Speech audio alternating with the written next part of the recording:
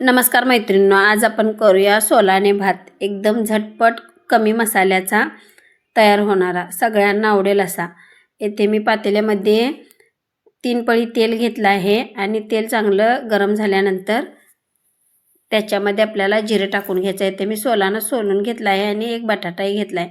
आता जिरं टाकल्यानंतर त्याच्यामध्ये मी लसूण पाकळ्या टाकल्या आहेत. लसूण पाकळ्या आणि जिरं चांगलं फ्राय झालं की त्याच्यामध्ये आपल्याला बटाटा चिरून घ्यायचा आहे आणि सोलानं टाकून घ्यायचं आहे आणि एकसारखं परतून थोडंसं शिजल्यानंतर त्याच्यामध्ये आपल्याला धुतलेलं तांदूळ टाकायचं आहे. ते तुम्ही कोणताही मसाला वापरू शकता. इथे मी प्लेन राईस केला आहे म्हणून कोणताच मसाला वापरला नाही. आणि आता एका वाटीला 2 वाटी पाणी या पद्धतीने मी हे तांदूळ शिजण्यासाठी टाकलं आहे आणि आता चवीनुसार मीठ टाकून हे आपल्याला शिजवून घ्यायचं आहे.